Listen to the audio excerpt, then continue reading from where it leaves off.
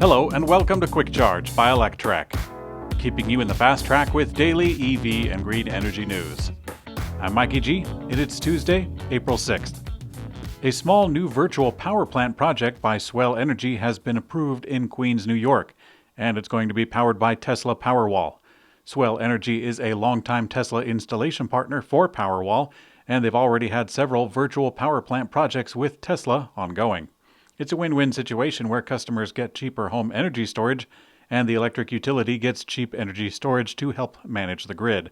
The project is only for about 300 homes, and it will provide 500 kilowatts of power capacity to the utility, Con Edison.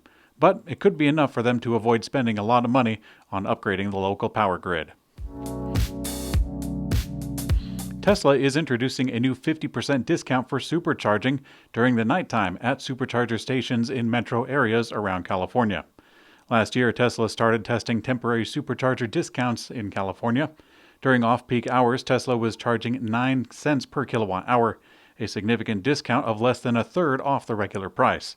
Now, several California-based Tesla owners are reporting having received this message, quote, "Avoid the rush and save 50% on charging fees before 10 a.m. and after 7 p.m.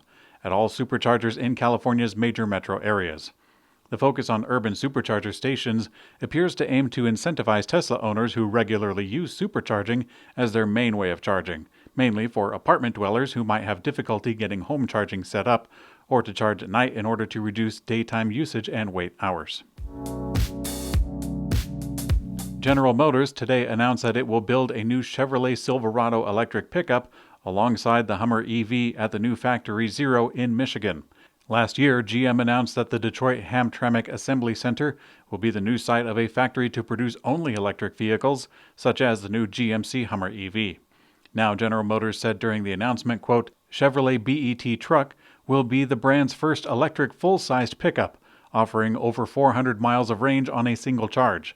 Now, the automaker confirmed that the new electric pickup will be designed from the ground up to be an all-electric vehicle with the Ultium battery and drivetrain technology.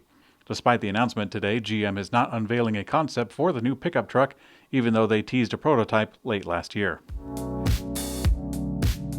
Volkswagen has confirmed that it will switch all of its MEB-based electric vehicles to support bidirectional charging next year. An electric vehicle with bidirectional charging capacity can send power back into the grid or a home, or even to another electric vehicle. Some companies and electric utilities have been exploring the idea of using a fleet of electric vehicles equipped with bidirectional charging to help balance the power grid when needed, such as a Tesla Powerwall product used in a virtual power plant. And now the Volkswagen Group has confirmed that every new Volkswagen EV based on the MEB platform is going to be equipped with bidirectional charging capacity starting next year. The automaker could produce as many as 300,000 vehicles with it next year, perhaps enough to make an impact on the electric grid.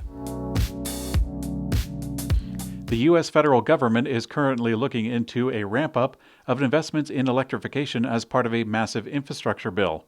It's unclear how the money will be spent, but we're now hearing that the electric car tax credit could increase to $10,000.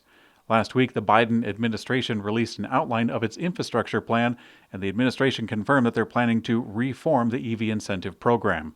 The summary remained vague about the reform, only confirming that it will not take the form of only a tax rebate, but also a point-of-sale rebate, and it will also be for American EVs only.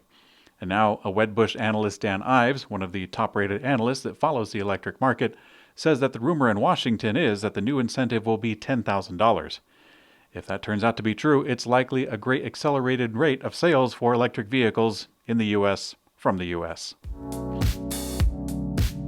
Electrek takes a look at the best and worst states for EV charging infrastructure. As EV sales grow year over year in the U.S., and the rest of the world actually, charging infrastructure is running to keep up. To determine which states are truly best for EV charging, Zutobi released a detailed report using data from the U.S. government sites. The state with the most charging points per vehicle is Vermont, with 127 chargers for every 100,000 vehicles on the road. Second and third belong to California and Massachusetts. Massachusetts actually barely beat out my state of Utah by one single charger. Darn. In last place was a three-way tie between Alabama, Alaska, and Kentucky, with one charger for every 100,000 vehicles. Now, that's not to say it's the only point of data, it's just the easiest to summarize. If you take all the ratios out of the equation, the best place to currently charge your electric car is California by a long shot. The state is currently home to 32,000 chargers and growing.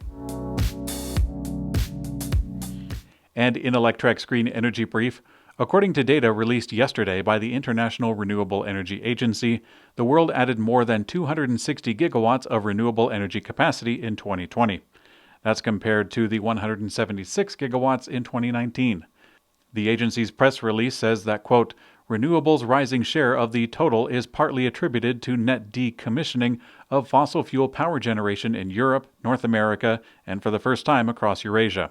Solar and wind power led the growth with 127 and 111 gigawatts of new installations, respectively. Hydropower still accounts for the largest share of global clean energy at more than 43%. South Dakota's state government is currently considering whether to make more money available to the state to help underwrite more fast-charging stations along I-90 and I-29. The State Board of Minerals and Environment approved 7 grants for charging stations in December. South Dakota's current plan calls for 5% of the Volkswagen emissions scandal money to go into charging station, and they want to boost it to 15%. And finally, in Electrek's personal mobility coverage, Beijing-based electric scooter company NIU, spelled N-I-U, announced their sales figures for the first quarter of 2021. The figures released today show that NIU sold a total of 149,649 electric scooters. Last year, the company sold just 40,000. It's quite the increase. While the company saw a huge growth year over year, a breakdown shows that the growth was driven primarily by domestic sales within China. Thanks for watching Quick Charge by Electrek. We also have an audio version on your favorite podcast player. I'm Mikey G, and I hope you have a great day.